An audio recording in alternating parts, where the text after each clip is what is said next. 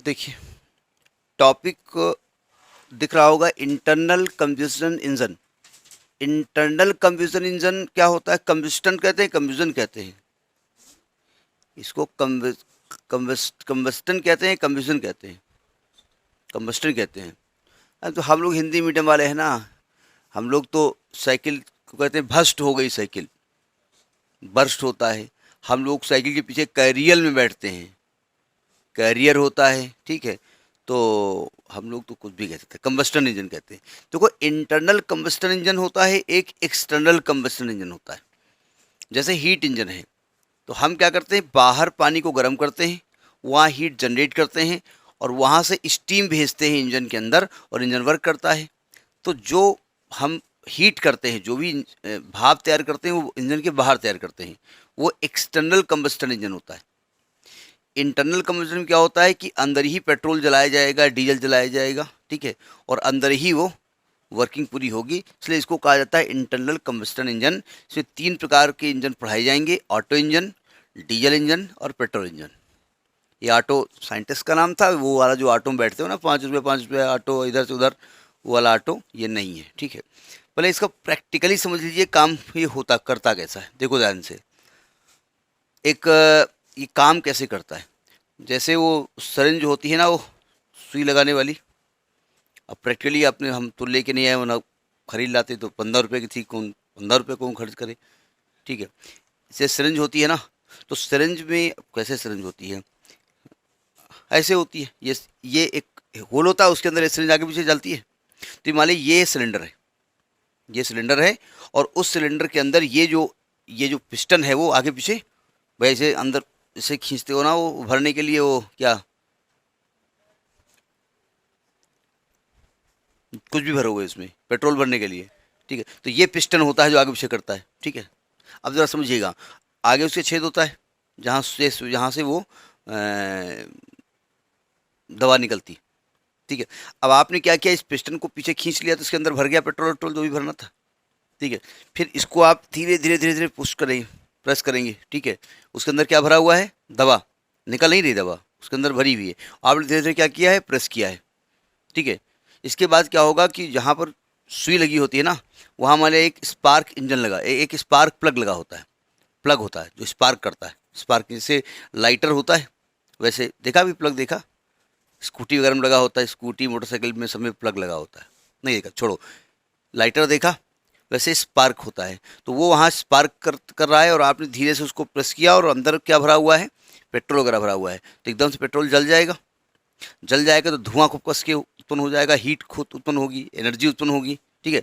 Energy उत्पन्न होगी तो वो पिस्टन थोड़ा सा पीछे आएगा, क्योंकि एक्सपेंशन हो रहा है ना, और पीछे आएगा तो क्या हुआ, देखो ये आपका ये आपका ये है सिलेंडर जिसके अंदर दवा भरते हैं, दवा वाला नहीं है, और इसके अंदर एक पिस्टन चल रहा है ऐसे, ये पिस्टन है, ठीक है, ये पिस्टन है। समझ में बात आई नहीं आई, बहुत अच्छा डायग्राम नहीं बना पाते हम। और इधर से क्या हो रहा है,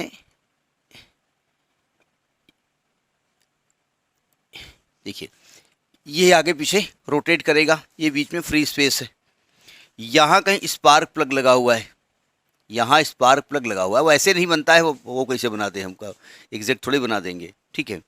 अब इसमें यहाँ से पेट्रोल अंदर आया हुआ है, ठीक है, और अंदर आके यहाँ पर भरा हुआ है, पेट्रोल भरा है, डीजल भरा है, जो भी वहाँ पर वर्किंग सब्सटेंस है जिसको जलना है, ठीक है। अब देखो पीछे से क्या किया, रॉड को आपने दबाया, हल्का सा प्रेशराइज किया ना, हल्का प्रेशराइज किया, तो ये स्पार्क प्लग क्या होता है, जलता है, और जलने से पेट्रोल में क्या होता है, आग लग जाती है। पेट्रोल में आग लगती है, जो आपका मोटरसाइकिल फट फट फट बोलती है ना, आवाज़ करती है, वो इसी वजह से करती है आवाज़, क्योंकि वहाँ पेट्रोल जल रहा होता है, ठीक है। पेट्रोल में आग लग गई होती है, तो जब आग लग जाती है तो क्या करेगा, इस यहाँ पर गैस का क्या होगा, एक्सपेंशन हो जाएगा। एक्सपेंशन होगा तो आपका ये पिस्टन क्या करेगा, पीछे की ओर आएगा। अब देखो हमने क्या किया हुआ है, पिस्टन में पीछे एक रॉड लगा रखी है, रॉड को एक पहिए से जोड़ रखा है। तो जब पिस्टन पीछे आएगा तो पहिए को घुमाएगा नहीं घुमाएगा, और पहिए से हमने क्या किया है, छोटे से पहिए से हमने अपनी मोटरसाइकिल का जो बड़ा वाला पहिया होता है उसमें एक चेन लगा रखी है, तो ये घूमेगा तो ये चेन घूमेगी, ठीक है। अच्छा, चूंकि ये पहिया घूमेगा, पहिए में इनर्शिया होती है, ठीक है। अब यहाँ जल के क्या हो चुका है, यहाँ जल के यहाँ पर गैस बन चुकी है, यानी कि काम किया जा चुका है, पिस्टन पीछे आ चुका है। अब यहाँ पर बचा धुआं, और ये पहिया जब घूमेगा तो घूम करके ये क्या करेगा, जब उल्टा जाएगा तो इस पिस्टन को दबाएगा, और दबाएगा तो यहाँ से धुआं क्या होगा, बाहर निकल जाएगा, ठीक है। तो यानी ये वर्किंग हुई। इसी वर्किंग को ऑटो इंजन में समझाना है कि पहले क्या हुआ, फिर क्या हुआ, फिर क्या हुआ, ठीक है। और उसके अंदर जाके तो हम थोड़ी बताएंगे, तो हम यहाँ पर ग्राफ से समझाया जाएगा कि किस स्टेज में क्या क्या हो रहा है, ठीक है। तो ये डायग्राम क्या बनाओगे, बड़ा अच्छा नहीं बना हुआ है, किताब में भी डायग्राम नहीं बना होगा, उसमें क्यों ग्राफ बना हुआ है, तो ग्राफ समझाते हैं स्टेप बाय स्टेप, ठीक है। तो पहले लिख लीजिए क्या होता है इन ऑटो इंजन। इन ऑटो इंजन, ऑटो इंजन को ब्रैकेट में दो, इंटरनल कंबस्टन इंजन। ये चाहे ऑटो हो, चाहे पेट्रोल हो, चाहे डीजल हो, सबके केस में वो इंटरनल कंबस्टन इंजन ही है, यानी जिसमें इंजन के अंदर ही पेट्रोल जाता है, वहीं जलता है। स्टीम इंजन में क्या होता है, स्टीम बाहर तैयार की जाती है। कभी अगर आपने पुराने ज़माने की ट्रेन देखी हो, वो वाली जो कोयले चलती थी, तो पहले कोयला डाल करके कोयले को जलाया जाता था, वहाँ स्टीम बनाई जाती थी, स्टीम को भेजा जाता था इंजन के अंदर, तो वो एक्सटर्नल कंबस्टन इंजन था, ठीक है। तो लिखिए in auto engine air is the working substance. यहाँ पर एयर वर्किंग सब्सटेंस है, air is the working substance and petrol vapours acts as fuel. जो पेट्रोल वेपर्स होते हैं वो फ्यूल की तरह काम करते हैं, ठीक है। Here air behaves as a perfect gas, air behaves as a perfect gas and there is no friction in the piston. यानी जो भी हम पिस्टन चला रहे थे ना, उसमें कोई फ्रिक्शन नहीं है, जो प्रैक्टिकली पॉसिबल नहीं है, पिस्टन में फ्रिक्शन तो होगा ही होगा, ठीक है। अब ऑटो इंजन के बारे में हम ग्राफ समझाने की कोशिश करते हैं, स्टेप बाय स्टेप ग्राफ बताते जाएंगे, उसको आप समझते जाइएगा। देखो ध्यान से, बहुत बहुत बहुत सावधान। हम एक ग्राफ बनाएंगे, ये वॉल्यूम और प्रेशर के बीच में ग्राफ है, ठीक है। देखो पहला तो ये है कि मान लीजिए कि आपका जो इंजन है जिस पोजीशन पे है वो ई पोजीशन पे है। किसमें है, ई पोजीशन पे है, यानी कि वो जो डॉक्टर वाली सिरिंज है ना, वो आपने एक पोजीशन पे रख रखी है, ठीक है। फिर क्या करेंगे, उसको धीरे धीरे पीछे करेंगे, पीछे करेंगे तो वॉल्यूम क्या होगा, बढ़ेगा। भाई ये डॉक्टर की सिरिंज है ना, अब डॉक्टर की सिरिंज हम केवल एग्जाम्पल दे रहे हैं, ये पिस्टन है, ठीक है, ये पिस्टन में ये पिस्टन है, ठीक है, और ये सिलेंडर है, ये पिस्टन लगा हुआ है ऐसे, ये सिरिंज का वो जो हम खींचते हैं ना, डॉक्टर पकड़ खींचता है, जिसको धीरे धीरे धीरे धीरे हमने बहुत धीरे इसको हमने पीछे किया, ठीक है। तो इसका वॉल्यूम क्या हो गया, लेकिन इतना धीरे किया इसका प्रेशर चेंज ना हो, यानी जो एटमॉस्फेरिक प्रेशर है वही बना रहे, ठीक है। तो ग्राफ कहाँ से कहाँ चला जाएगा, यहाँ से लेकर के यहाँ तक हम इसको खींच के ले आए ए पॉइंट पे, ठीक है। ई से ए तक खींचा हमने, वॉल्यूम क्या हो गया, बढ़ गया। और यहाँ पर मान लें इनिशियल वॉल्यूम जो है, यहाँ पर इनिशियल वॉल्यूम यहाँ क्या था V1, और फाइनल क्या हो गया वॉल्यूम V2, और यहाँ पर प्रेशर वही रहेगा जो पहले था, और टेम्परेचर यहाँ का हो गया T1, ए पॉइंट पर T1। तो पहला स्टेज समझ में आ गया, हमने क्या किया है, हमने पहले इसको खींचा है, तो खींचा है तो देखिए ध्यान से, सिंपल सी बात है, इसके अंदर एक वैक्यूम क्रिएट हो जाएगा। जब आप वो जो डॉक्टर वाली सिरिंज होती है उसको खींचते हैं तो उसमें वैक्यूम क्रिएट हो जाता है, तब तभी तो उधर से दवा अंदर आ जाती, तो यहाँ से वेपर्स वगैरह अंदर आए होंगे, एयर वगैरह अंदर आई होगी, ठीक है। तो पहला तो हमारा ग्राफ कहाँ से कहाँ गया है, ई से ए, तो लिखिए नंबर 1 ई टू ए, मतलब ई टू ए में क्या क्या हुआ, इस डायग्राम को याद रखिएगा, बार बार नहीं बनाएंगे हम। स्टेप 1 लिखिए ई टू ए, तो ग्राफ ही समझाना है और कुछ नहीं करना है।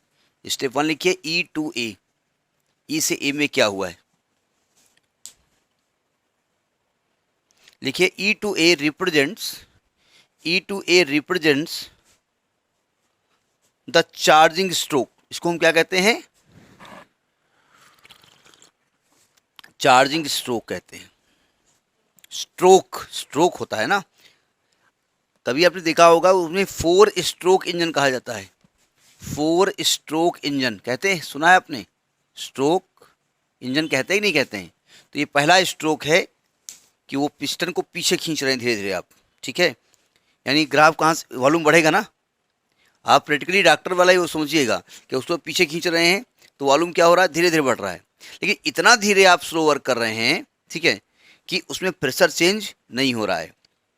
Charging stroke, the mixture of air and petrol vapour, मतलब अब यहाँ से एयर, वो जो भी दिखा रहे थे ना, अरे फिर बनाना पड़ेगा, देखो ये यहाँ से क्या होगा, मिक्सचर ऑफ एयर और पेट्रोल वेपर, पेट्रोल वेपर ये यहाँ से अंदर आएगा, ठीक है। The mixture of air and petrol vapour is allowed to enter at atmospheric pressure, allowed to enter at atmospheric pressure,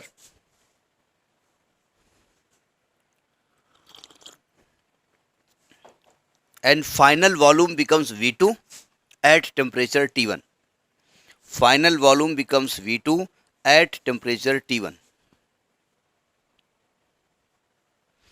समझ में आ गया, पहली बात हमने क्या किया, अब इसको आपने खींच रखा है, यहाँ पर एयर और air plus petrol vapour, petrol vapour का मिक्सर आ चुका है, ठीक। अब देखो ध्यान से, सावधान, अब आप क्या करेंगे, इस सिरिंज में जब नीचे खींचा तो यहाँ पर दवा भर चुकी है, और आपने इसको धीरे धीरे धीरे धीरे इसको प्रेस कर रहे हैं, इतना धीरे प्रेस कर रहे हैं कि इसका एडियाबेटिक इसमें कंप्रेशन हो रहा है, ठीक है। तो ग्राफ पहुँचेगा कहाँ से कहाँ, मतलब उसी वॉल्यूम में वापस लौट जहाँ पे थे ना हम, जहाँ से अपने दवा को खींचा था वहीं तक खींच कर फिर ले जाएंगे, नहीं समझे, मतलब पहले पिस्टन यहाँ पर था मान लिया, फिर खींचा आपने, ये चार्जिंग स्ट्रोक हो गया, इसके बाद आप धीरे धीरे धीरे धीरे एडियाबेटिकली इसको आप ऐसे करते हैं, और ये सिस्टम ए से पहुँच जाता है बी, ये ए से बी पहुँच जाता है। तो दूसरा सिस्टम क्या हुआ, ए से बी, तो लिखिए ए टू बी, उस ग्राफ में समझाना है कि किस सिस्टम में क्या हो रहा है। अब ये ग्राफ बार बार नहीं बनाएंगे, ये जो बना रहे थे, स्टेप 2 लिखिए A to B, A to B लिखिए, A to B represent adiabatic compression,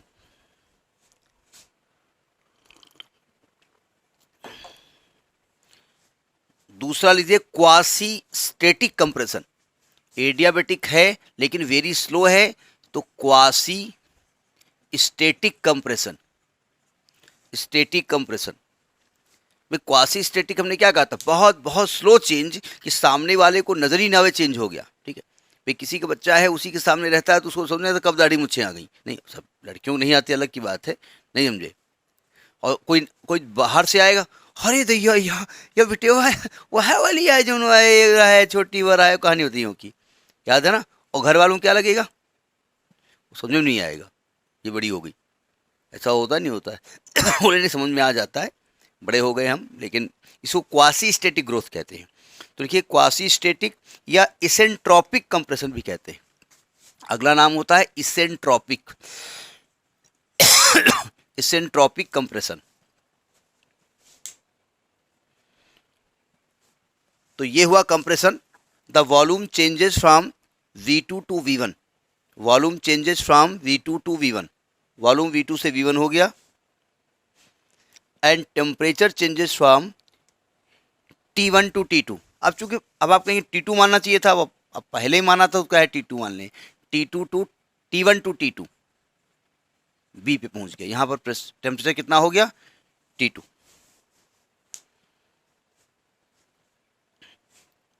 the pressure changes, the pressure changes, सिर्फ प्रेशर चेंज होता है, कितना होता है हमसे मतलब नहीं है, the pressure changes, this represent the compression stroke, इसको क्या कहते हैं, कंप्रेशन स्ट्रोक।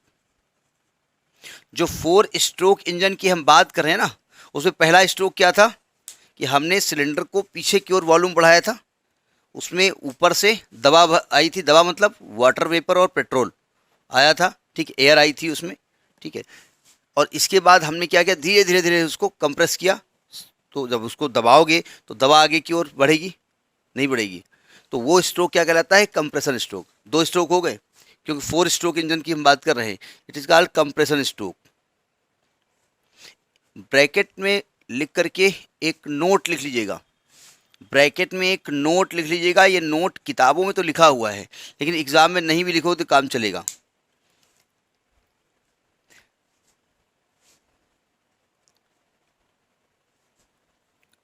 कंप्रेशन, ये लिखिए compress ratio, compress ratio, compress लिखिए, compress ratio is nearly 8। Compress ratio यहाँ पर 8 होता है, मतलब फाइनल वॉल्यूम और इनिशियल वॉल्यूम का रेशियो कितना होता है, 8। मतलब ये वॉल्यूम करीब 8 टाइम्स कंप्रेस हो जाती है, ठीक है। इस कंप्रेस रेशियो इसका 8 होता है। और एटमॉस्फेरिक प्रेशर पहले तो था, यहाँ पर एटमॉस्फेरिक प्रेशर था, अब प्रेशर बढ़ गया है ना। And pressure becomes, and pressure changes, and pressure changes from 1 atmospheric to 18 atmospheric. Pressure जो है 1 एटमॉस्फेयर से लेकर के कितना चेंज हो जाता है, 18 एटमॉस्फेयर हो जाता है। यानी वॉल्यूम 8 टाइम्स कंप्रेस हो गया और प्रेशर 18 टाइम्स हो जाता है यहाँ पर, ये ध्यान रखिएगा, ठीक है। इन वैल्यू को एग्जाम में लिखने की जरूरत नहीं है, क्योंकि हमने आपको लिखा दिया है। अब देखो क्या करते हैं, सावधान। अभी क्या हो रहा है कि आपका जो सिलेंडर है ना, ये आपका सिलेंडर था, ये सिलेंडर था, और ये पिस्टन यहां पर था, और इसको कंप्रेस करके यहां ले आए हैं आप, ठीक है। और यहां पर हमने क्या कहा है कि यहां पर एक जो है प्लग लगा हुआ है जो स्पार्क कर रहा था, ठीक है। अब अगला कॉन्सेप्ट क्या होगा, अगले कॉन्सेप्ट में यहीं पर ये बना रहेगा, लेकिन ये स्पार्क करेगा।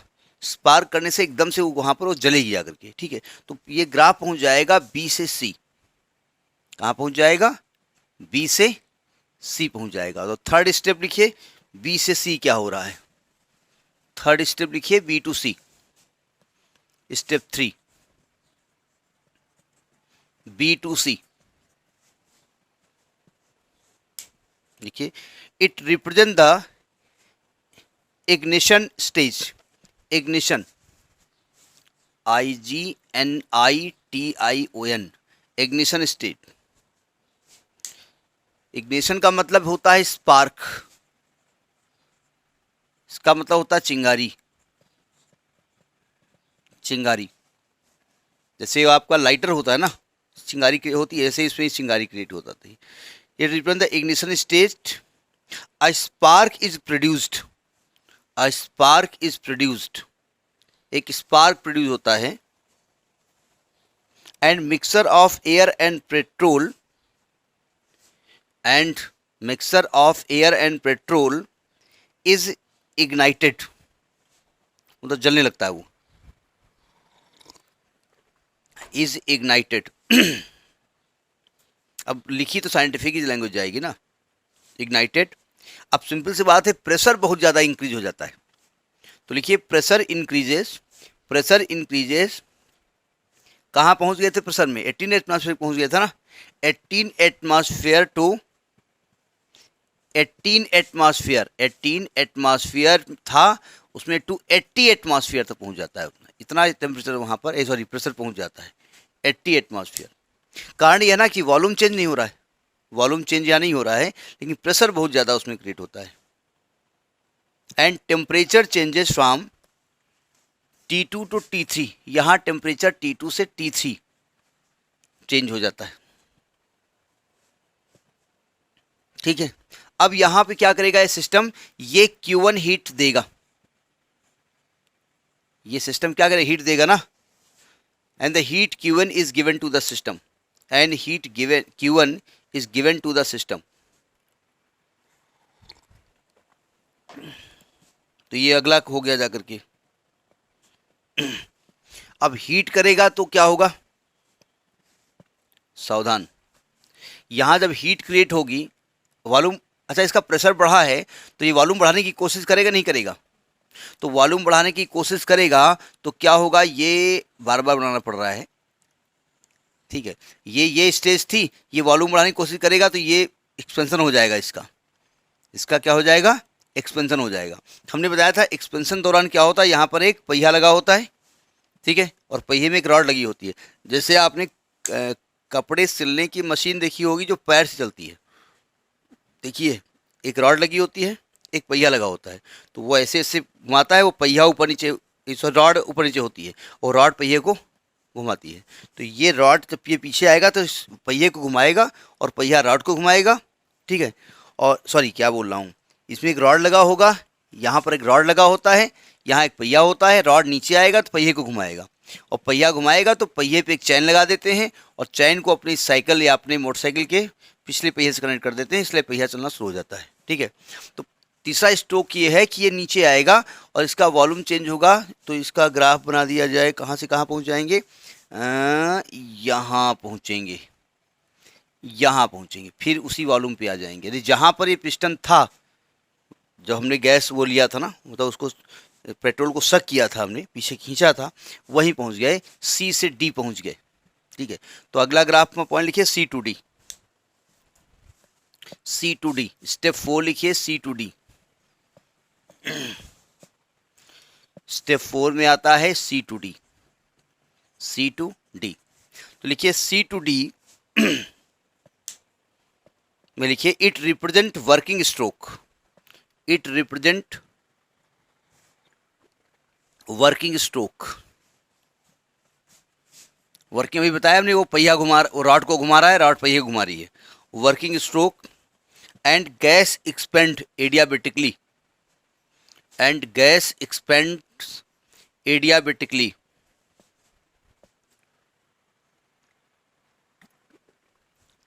नाम ऐसा ऐसे लगे किसी टिकली को अबे कह के बात किया, अबे टिकली, टिकली मतलब जिसके सर में बाल ना हो, टकली, ऐसा कुछ नाम रखा गया हो, भगवान जाने।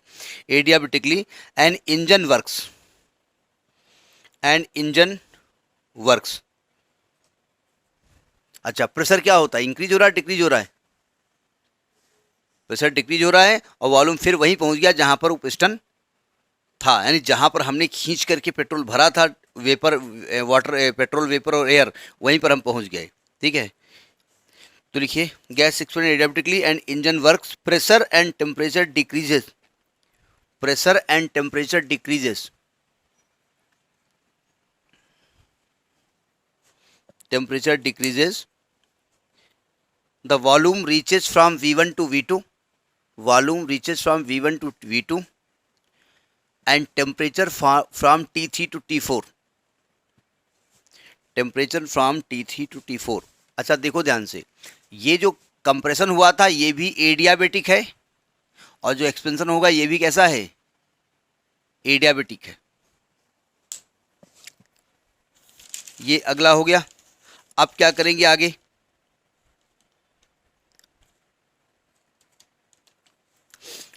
अब हम पहुंच कहाँ गए हैं, डी पॉइंट पे पहुंच गए हैं। तो नेक्स्ट पॉइंट लिखिए एट डी। स्टेप 5 में डी पे क्या हो रहा है, स्टेप 5 में लिखिए एट डी, ये किताब में अलग से लिखा होगा, एट डी लिखिए as the point D reaches, as the point D reached, जब डी पॉइंट पे पहुंचते हैं, the exhaust valve opens, the exhaust valve, exhaust पंखा जानते हो ना, exhaust, EXHAUST, EXHAUST, the exhaust valve, valve opens, valve जानते हो ना, VALVE, वाल्व का क्या काम होता है, वन साइडेड जो वेल्व कहते हैं, वेल्व कह दीजिए, अरे ठीक है कुछ हो कहिए, एग्जाम में कौन जा करके उसको प्रोनाउंस करना है हमको, चलिए वेल्व ओपन कर दीजिए। होता क्या देखिए ध्यान से, ये जो हमारा पिस्टन था ना, ये फिर बनाना पड़ेगा, ये यहाँ पर एक वाल्व लगा होता है, ये वेल्व जिसको आप कहते हैं, यहाँ वेल्व लगा होता है, ठीक है। यहाँ से गैस आ रही थी, पेट्रोल आ रहा था, और जब यहाँ पर एक्सपेंशन हो गया, हम डी पॉइंट पहुँच गए, तो ये वेल्व खुल जाता है और यहाँ से धुआं क्या हो जाता है, बाहर निकल जाता है, धुआं बाहर निकल गया। अगर ये बंद कर दोगे धुआं बाहर नहीं निकलेगा, अगर धुआं बाहर नहीं निकला तो दोबारा यहाँ पर भरा हुआ है ना पूरा, दोबारा आप उसमें पेट्रोल नहीं ले सकते। जैसे साइलेंसर होता है ना, साइलेंसर होता है तो साइलेंसर में अगर कुछ लगा दो, पिक्चरों में देखा होगा, ठीक है, कि हीरो मोटरसाइकिल चलाता है तो स्टार्ट, गाड़ी स्टार्ट करता है तो स्टार्ट नहीं होती है, ठीक है, फिर वो उसमें देखता है साइलेंसर में वो केला लगा हुआ है। अब केला कौन लगाता है? या तो हीरोइन लगाती है, तो उसको पटाने के चक्कर में लगा रही थी, या तो वो एक लड़का लगाता है। बाद में बताता, वो लड़का जब पूछता था तुम किसके लड़के हो बेटा, तो बताता ये पेड़ जो है ना, ये जो देखा, ये तो मेरे लड़का है, तो कभी घूमने आए थे तब वो लड़का हुआ था।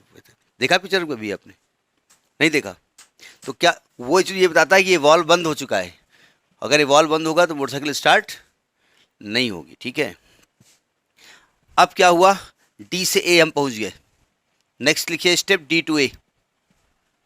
स्टेप 6 में है डी टू ए। अब क्या हुआ, फिर हम पहुंच गए 1 एटमॉस्फेरिक प्रेशर, फिर हम पहुंच गए उसी वॉल्यूम पे जहां पर हम थे, जहां पर हमने क्या किया था, वाटर वेपर, वाटर क्या बोल रहा हूं, पेट्रोल वेपर और गैस को खींचा था। तो लिखिए D to A represents,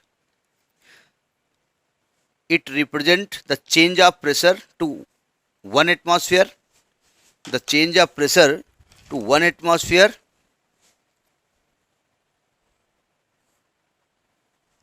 and temperature changes from T4 to T1.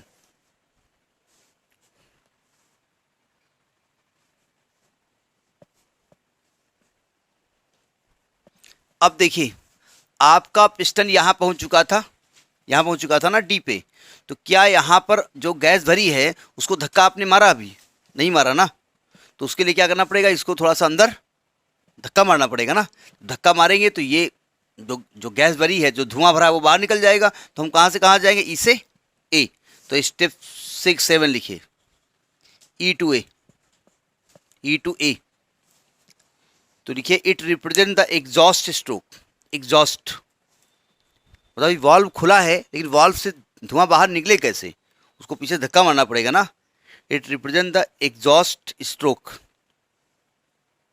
The exhaust gases are completely discharge from the cylinder.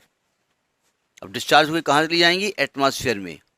The exhaust gases completely discharge from the cylinder. अब देखो क्या cylinder उसी पोजीशन पे नहीं आया जहां पर डॉक्टर वो सिरिंज लेकर के आया था इंजेक्शन लगाने के लिए। ऐसे उसने दवा पकड़ी थी, ई स्टेज में था, फिर उसने ऐसे खींचा था, उसको खींचा था, कहाँ पहुंच गए थे, ए स्टेज पहुंच गए थे, ठीक है। उसके अंदर क्या आ गया था, दवा आ गई थी, और जहाँ से दवाई थी वहाँ स्पार्किंग हो रही थी। फिर उसको धीरे से हमने उसको ऐसे दबाया था, हल्का से उसको दबाया गया था, ठीक है। वहाँ पर चिंगारी उत्पन्न हुई, चिंगारी होके वो ब्लास्ट हुआ, ब्लास्ट होके फिर उसका वॉल्यूम थोड़ा अपने आप बढ़ गया, यहाँ पहुँच गए, और यहाँ के फिर हमने उसको अंदर की ओर एंट्री किया, ठीक है। नहीं समझे? अच्छा, यहाँ पर जब हम आए थे तो यहाँ पर हीट जनरेट हुई ना, थोड़ी बची थी ना, ये हीट कहाँ पहुँच जाती है, एटमॉस्फेयर में पहुँच जाती है, जिसको सिंक कहते हैं आप। क्या लिखा, completely discharge from the cylinder, एक ए टू ई, सॉरी ये क्या लिख रहे हैं, ये ए टू ई है भाई। अच्छा तुम ऐसा लिख भी रहे हो, कोई बात नहीं, लिखे रहो, ए टू ई है, ये गंदा लिखा हुआ, साफ साफ देख लीजिएगा, ए टू ई लिखिए। A to E represent the exhaust stroke. The exhaust gases are completely discharged from the cylinder and engine restores its initial condition. Engine restores its initial condition. Engine फिर उसी स्टेज में आ जाता है कि फिर दवाई लाओ, फिर उसमें भरें, फिर इंजेक्शन लगाएं। समझ में आ गई बात? तो ये होता है ऑटो इंजन, जिसको मिस्टर ऑटो ने बनाया था, ठीक है। इसी नाम से जो ऑटो चलाते हैं आप, वो ऑटो इंजन की वजह से होता है, वो हम ऑटो चलाते हैं वाला की बात है, ठीक है। अब हम इसकी इफिशिएंसी निकालने जा रहे हैं, ठीक। अब देखिए वर्किंग कैसे करेंगे। हम क्या करेंगे, सिलेंडर के अंदर जो दवा भर रहे थे, हम दवा बोले तो गैस, मेन गैस होती है, ठीक है, उसको बर्न करने में जो हेल्प करता है वो पेट्रोल के वेपर्स होते हैं, ठीक है। हमने उसमें 1 ग्राम गैस भरी, लिखिए let 1 gram of working substance used in the process। पूरे 1 ग्राम से क्या होगा, 1 ग्राम से समझाया जा रहा है केवल, आप 50 किलो भर दो, let 1 gram of working substance is used in the process.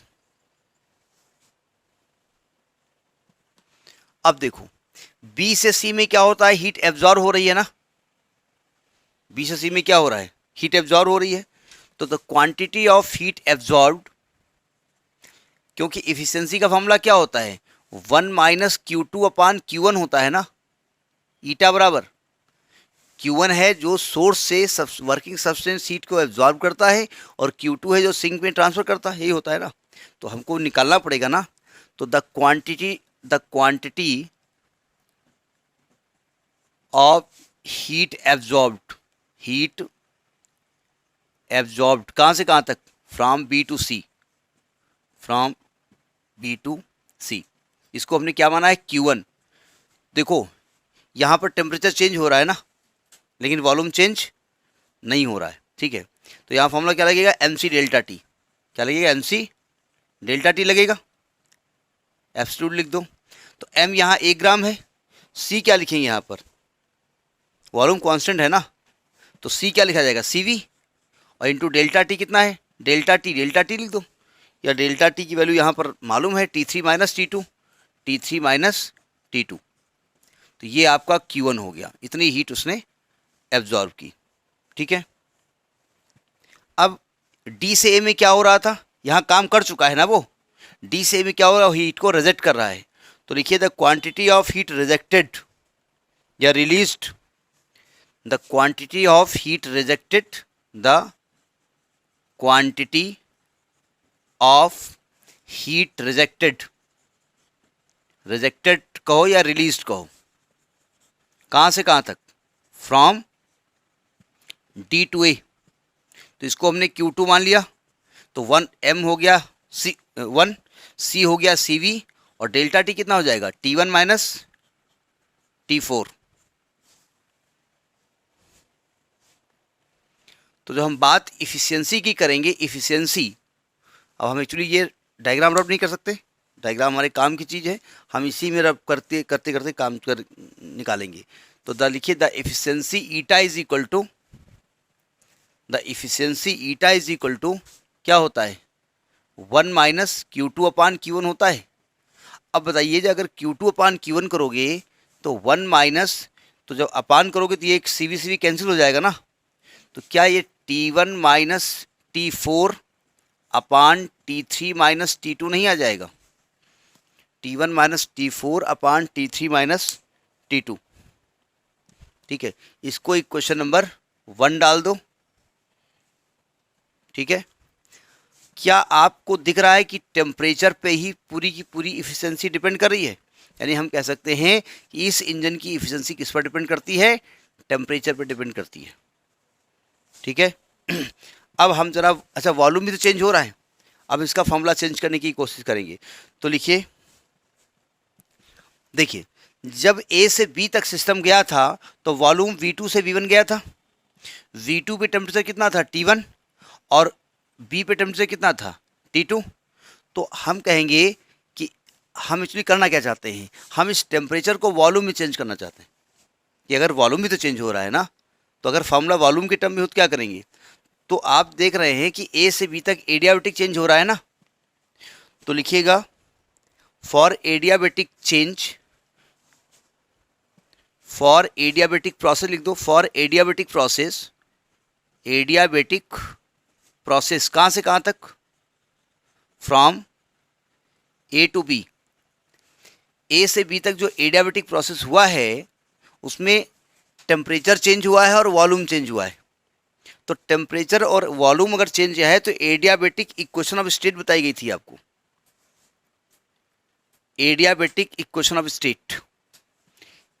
State का मतलब होता है किसी भी प्रोसेस में जो उस प्रोसेस को जिस इक्वेशन से रिप्रेजेंट किया जाता है उसको इक्वेशन ऑफ स्टेट कहते हैं।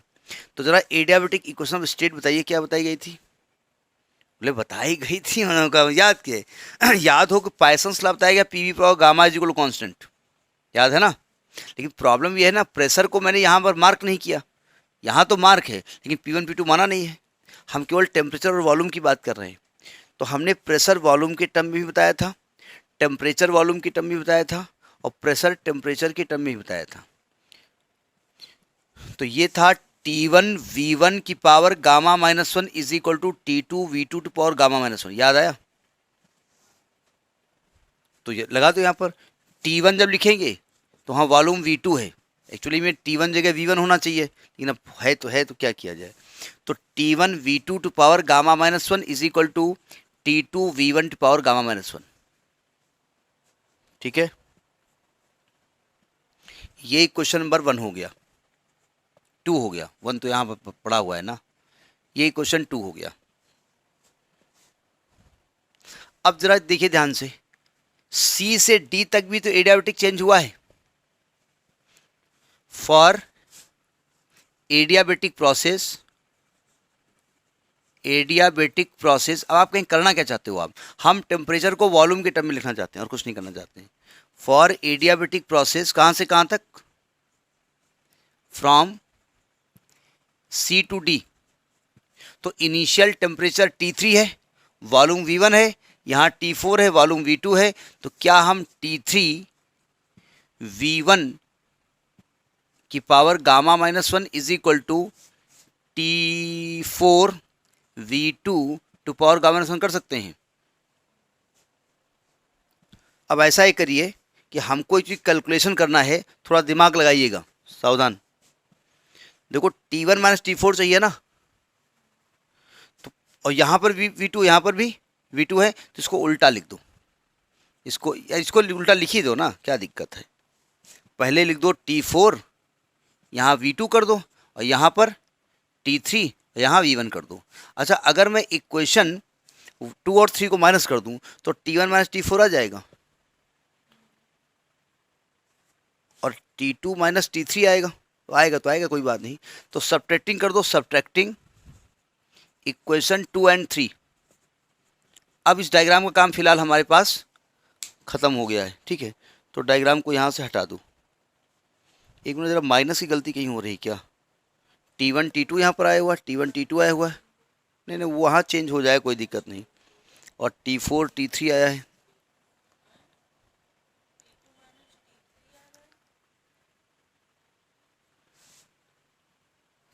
कहीं गलती हो गई क्या? हाँ, तो ये गलत यहाँ हो गया ना, यहाँ T4 माइनस T1 होना चाहिए था ना। हाँ, सच्ची देखा नहीं आपने, कहा ठीक है, तो बेटा लिखे रहो, हम तो वही लिखेंगे। Q2 जब किया था आपने तो T4 आया हुआ था ना।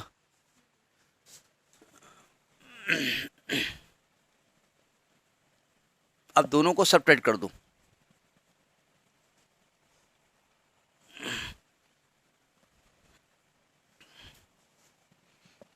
Subtracting equation 2 and 3, subtracting equation 2 and 3। देखो, सब सब्ट्रैक्ट करते हैं, सब्सट्रैक्ट नहीं करते हैं, क्योंकि बहुत लोग सब्सट्रैक्ट भी करते हैं, सब्स लगाते हैं, सब्स नहीं होता है। तो क्या यहाँ पर T1 माइनस, उल्टा सही लिखा था क्या वहाँ पर?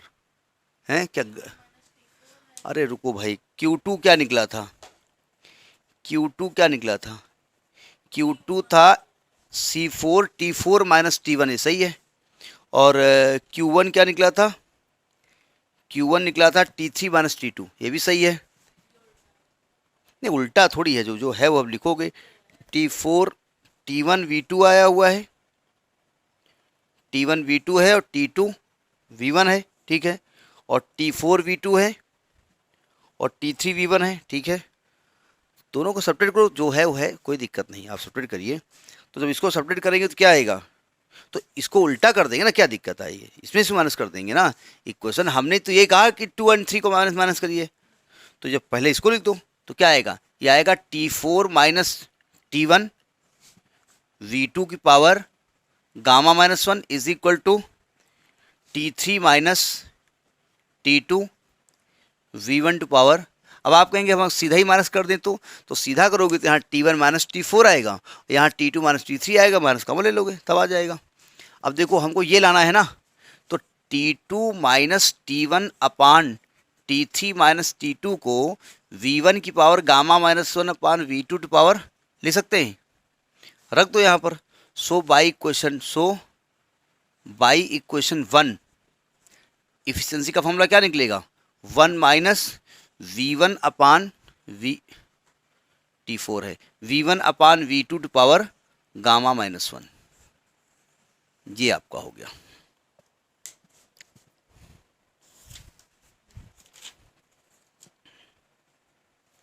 ठीक है। अब जैसे आप जानते हैं ना कि उसमें गाड़ी में लिखा होता है इतने लीटर का इंजन है, इतने सीसी की गाड़ी है, सीसी क्यूबिक सेंटीमीटर, लीटर हुआ ना, मतलब वॉल्यूम हुआ ना, तो ये देखिए एफिशिएंसी वॉल्यूम पे डिपेंड करती है।